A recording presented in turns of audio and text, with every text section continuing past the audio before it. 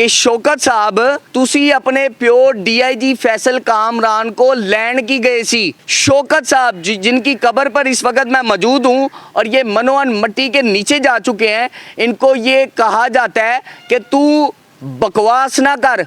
जी हाँ, बिल्कुल ये कहना है एक SHO साहब का। क्या हुआ कि आप फैसल कामरान साहब के पास चले गए और ये आपकी ज़िंदगी का नासूर बन गया?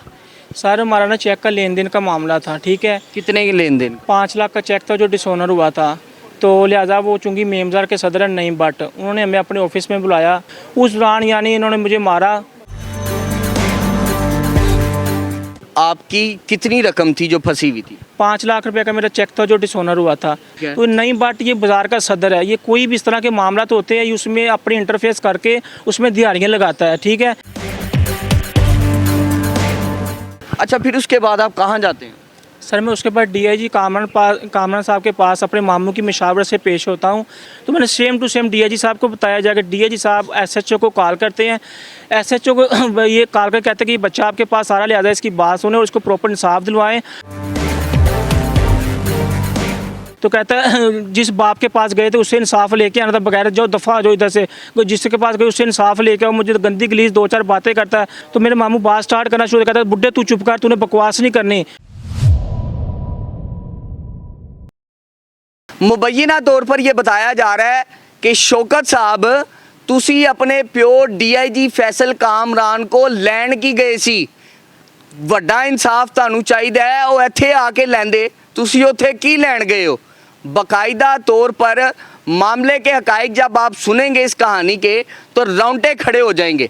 इल्ज़ाम ये आयद किया जा रहा है कि SHO साहब ने शौकत साहब जिनकी कब्र पर इस वक्त मैं मौजूद हूँ और ये मनोहन मट्टी के नीचे जा चुके हैं, इनको ये कहा जाता है कि तू बकवास ना कर, अपनी ज़ुबान नू लगाम पा ते मेरी गल सुन, नहीं तो मैं तैनू ते तेरे भांजे नू चुक के जेल दे अंदर पा देवांगा।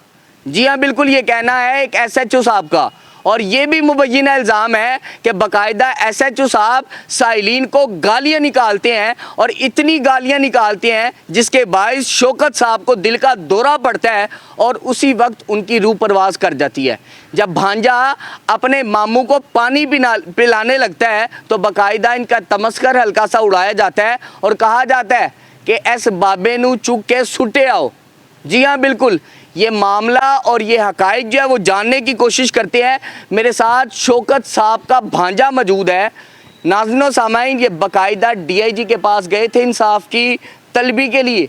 DIG साहब ने इन्हीं SHO साहब को कहा था कि इस बच्चे के साथ इंसाफ का मामला किया जाए और मुझे रिपोर्ट जमा करवाई जाए, जिसके बाद एक बड़ा सानेहा, बड़ी क़यामत इस बच्चे के घर पर जो है वो उमड़ पड़ी है। मामले के हकाइक क्या हैं, ये क्या मुबैना इल्ज़ामात लगा रहे हैं, इनकी तमाम तर तफसीलात जो है वो आपके सामने रखने की कोशिश करता हूँ। अस्सलाम वालेकुम जी। वालेकुम सलाम। नाज़रीन, इस वक्त मेरे साथ वो भांजा मौजूद है जो आखिरी दफ़ा SHO के कमरे में शौकत साहब को पानी पिलाता रहा और कांपता रहा।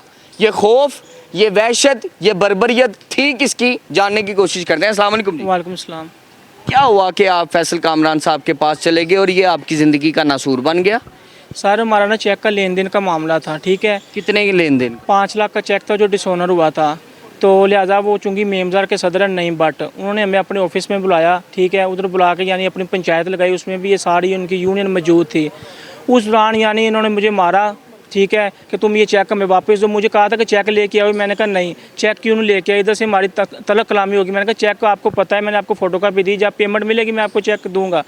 तो लिहाजा इन्होंने मेरी बात नहीं सुनी, बदतमीज़ी की। उस वक्त मुझे मारा, तो मुझे मार के जनरल हॉस्पिटल में फेंक गए 24 तारीख 7वां महीना 2026 को 11:30 बजे। तो मैं DIG कामरान के पास जाता हूँ, मेरे मामू भी साथ मुझे मशवरा देते हैं कि मुझे बताएं आपकी कितनी रकम थी जो फंसी हुई थी? 5 लाख रुपए का मेरा चेक था जो डिसऑनर हुआ था, ठीक है। उसके बाद मैं आपका और नईम का मामला क्या था? ये किस बाबत में आपने चेक देना था या वो 5 लाख का एक मामला जो आप बता रहे हैं, क्या था, क्या मामला आपका और नईम साहब जो सदर हैं मार्केट के, उनके दरमियान था क्या? सर वो दुकान का मैंने टोकन दिया हुआ था, उससे मैं पेमेंट लेना चाह रहा था। नईम भट्ट उस बाज़ार के सदर है। टोकन जी दुकान का मैंने टोकन आपने दिया हुआ दुकान खरीदनी थी, था। दुकान खरीदनी थी, मैंने उसका टोकन दिया हुआ था मालिक को, 5 लाख। 5 लाख रुपए। ठीक है। तो नई बाट ये बाजार का सदर है, ये कोई भी इस तरह के मामला तो होते हैं उसमें अपनी इंटरफेस करके उसमें दिहाड़ियाँ लगाता है, ठीक है, 2 नंबरियाँ करता है। अच्छा। तो इस लिहाज से इसको मैंने कहा कि मुझे मेरी पेमेंट दिलवाई जाए। इसने मानिक रानी कहा कि कल आके अपनी पेमेंट ले जाना।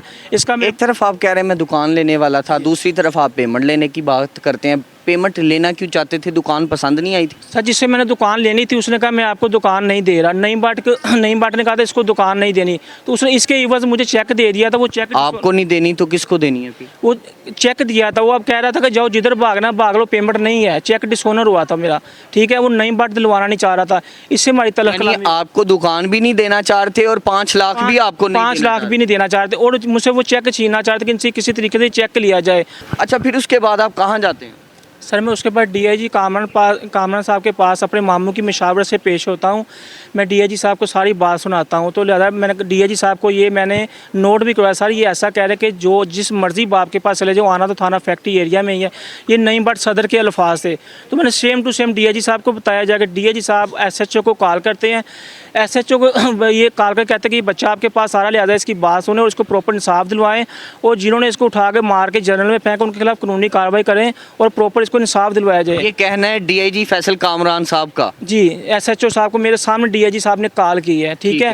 फिर उसके बाद मुझे ये स्लिप दी जाती है डीआईजी साहब की तरफ से कि आप ये ले जाएं उनके रीडर की तरफ से। नाज़रीन, ये वो 2 स्लिपें हैं जो इस वक्त मेरे हाथ में मौजूद हैं। ये बाकायदा जो है ये स्लिपें दी जाती हैं इनके नाम पे और एसएचओ साहब के नाम पे। अच्छा, फिर उसके बाद कॉल हो जाती है और आप किसके पास जाते हैं? मैं एसएचओ साहब के पास कमरे में जाता हूँ, ठीक है। अच्छा, आप एसएचओ के रूम में जाते हैं, क्या होता है? मैं एसएचओ के रूम में जाता हूँ, ठीक है। मैं जाके अपनी ये डीआईजी साहब की मैं स्लिप दिखाता हूँ। ये स्लिपें हैं जो बाकायदा दिखाई जाती हैं। ठीक फिर है, मैं और मेरे कज़न जाते, कहते फैसल अली आप हैं? मैंने कहा जी। तो कहता है जिस बाप के पास गए थे उससे इंसाफ लेके आना था, बगैर जो दफ़ा जो इधर से जिसके पास गए उससे इंसाफ लेके आओ। मुझे तो गंदी गलीज 2-4 बातें करता है, बगैर पहले नहीं इधर आ सकते थे, ठीक है। तो मैं कहता हूँ सर जी मैं आपको गालियाँ निकाली जाती हैं? जी मुझे गालियाँ निकाली जाती हैं और फिर कहते हैं मुझे दफ़ा जो 3 बजे आना, बगैर इधर क्या लेने आओ, उधर से इंसाफ लो जाके। अच्छा। फिर मैं चला जाता हूँ, ठीक है। मुझे 3 बजे पहले 2 बजे कॉल आती है कि भाई आप इधर आए। मैं कहता हूँ ठीक है मैं आता हूँ। फिर मामू को कॉल करता हूँ कि मामू कॉल आ रही। फिर 2:30 बजे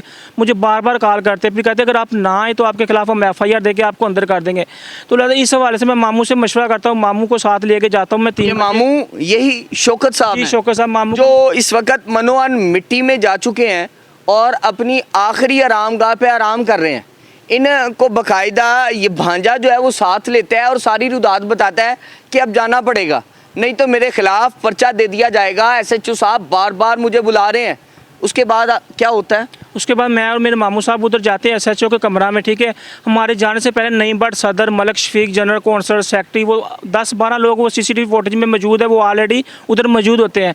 मैं और मेरे मामू जाते हैं, ठीक है। पहले तो हमें खड़ा ही रखते हैं, फिर हमें 2 शेयर दे के बिठाते हैं। तो मेरे मामू बात स्टार्ट करना शुरू करता है, बुड्ढे तू चुप कर, तूने बकवास नहीं करनी, ठीक है। इस तरह उन्होंने बात की। मामू कह रहे तुम्हें ये पढ़ा लिखा के तुम्हारे वालिदैन ने इस सीट पे बिठाया कि बड़ों का इज्जत कैसे करनी है, बात कैसे करनी है। कहता तुम अब हमें इज्जत और तमीज़ सिखाओगे, आप बकवास की तुम दोनों को उठा के मेरे अंदर फेंक देना। तो मैं अपने मामू को कहता हूँ मामू जी उठो चले हम DI। आप हल्फन कह रहे हैं? जी ये मैं हल्फन कह रहा हूँ।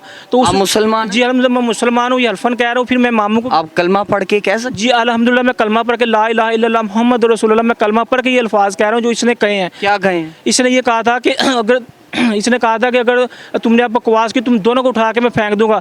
ये अल्फाज मेरे मामू को दिल पे लगे, उनके मौके पे ही अटैक हो गया। CCTV फुटेज में देखा जाए ये सब अपनी अपनी सीट्स पे बैठे और मैं अपने मामू को पानी पिला रहा हूँ। किसी ने भी मेरी सपोर्ट नहीं की, मेरी हेल्प नहीं की। तो फिर ऐसा जब आप मामू को पानी पिला रहे थे और हार्ट अटैक हो गया था मामू को, मामू की रूह परवाज कर रही थी और वो तड़प रहे थे ज़मीन पे पड़े हुए, बचाने वाला था कोई रेस्क्यू करने वाला, कोई तब्दील हुआ उनका जिस तरह का पहले वो बिहेव कर रहे थे अखलाकियात से गिरा हुआ? सर उससे भी बदतर था। ये सारे CCTV फुटेज में देखा जाए सब अपनी अपनी सीट्स पे बैठे हैं, ठीक है। ASP ने भी मुझे जनरल हॉस्पिटल में ये वीडियो दिखाई, ये सब अपनी अपनी सीट्स में बैठे। मैं अपने मामू को पानी पिला रहा हूँ, किसी ने मेरी सपोर्ट नहीं की।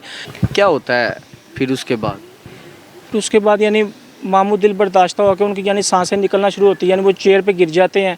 तो मैं उनको पिला यानी मामू को जब ये तमाम तर बातें कही जा रही थी, अटैक उसी वक्त हुआ? उसी वक्त हुआ और उसी वक्त मौके पे उनको यानी अटैक हुआ। मैं पानी पिलाने की कोशिश करता हूँ, उस वक्त उनकी सांसें निकल रही थी और किस लिहाजा कदर तकलीफ की शिद्दत थी, और क्या आपसे कोई आखिरी बात कर रहे थे या आपको देख रहे थे उस वक्त? इनकी गंदी गलीज एसएचओ की बातें उनके दिल पे ऐसी लगी, उन्हें मौके पे ही उनकी डेथ हो गई। और मैं उनको पानी पिलाने की कोशिश कर रहा हूँ और मैं आवाज़ें देता हूँ कि बचाओ मामू को लेकर चलो। ये सब अपनी अपनी सीट्स पे बैठ के हट रहे थे एसएचओ समेत। और फिर ये थोड़ी देर बाद अल्फाज दोहराता कि इनको उठाओ और प्राइवेट गाड़ी में इनको जनरल हॉस्पिटल में फेंकाओ।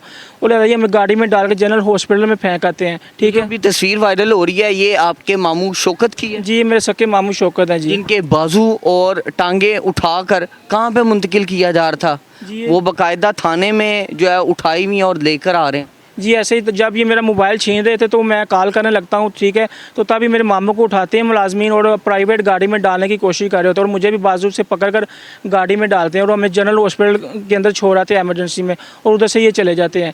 फिर उसके बाद यानी मैं 15 पे कॉल करता हूँ, ठीक है, तो मैं अपनी वो शिकायत अंदराज करता हूँ, अपने कज़न घर में सबको कॉल करता हूँ कि ये मामला तो हो गया, मामू की उधर डेथ होगी, लिहाजा हमें इधर जनरल हॉस्पिटल में फेंके हैं। आप ये बहुत बड़ा मुबैना इल्ज़ाम लगा रहे हैं, आपको लगता है ये मनोअन बात सच है? आप एक तरफ हलफ उठा रहे हैं, दूसरी जानिब मरीम नवाज साहिबा कहती हैं कि आप जनाब का कल्चर थाने में डेवलप करना है और आप जनाब से बात की जाएगी साइलिन से।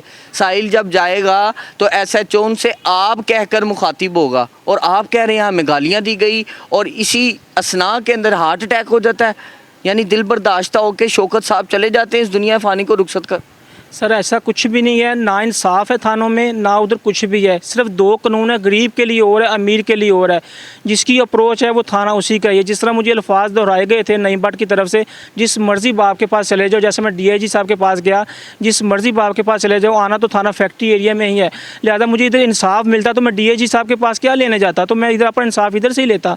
लिहाजा इधर कोई इंसाफ नहीं है, बदतमीज़ी की जाती, गंदी गलीज गालियाँ, ठीक है। इधर सिर्फ इंसाफ नहीं, इधर सिर्फ कारोबार किया जाता, धंधा किया जाता कारोबार के नाम पे। अल्लाह अकबर। मुझे ये बता दें कि एसएचओ साहब को तो बाकायदा इंस्ट्रक्शन थी डीआईजी साहब की जानिब से, तो उसके बावजूद भी सर वही गुस्सा उन्होंने हमारे ऊपर निकाला कि उस बाप के पास ही जाते, उधर से ही इंसाफ लेते, आप इधर क्या लेने आए हो। इन्हीं चीज़ों की वजह से उन्होंने हमारे ऊपर ये गुस्सा निकाला, ठीक है। क्या करेंगे? अब तो आपकी थाने में नहीं सुनी जा रही है सर आपके हमारी वज़ीर-ए-आला पंजाब मरियम नवाज से, DIG operation, IG Punjab CCPO से हमारी अपील है कि हमें इंसाफ दिलवाया जाए। और ऐसा इस तरह के एसएचओ जो नाइंसाफ़ी है, जो गलत थानों में बैठ के गलत अल्फाज इस्तेमाल करते, लोगों के साथ ज़्यादती हैं और उधर कारोबार कर रहे हैं, यूनिफॉर्म पहन के ही उधर अपना बिजनेस कारोबार कर रहे हैं, ना कि लोगों को इंसाफ दिला रहे हैं।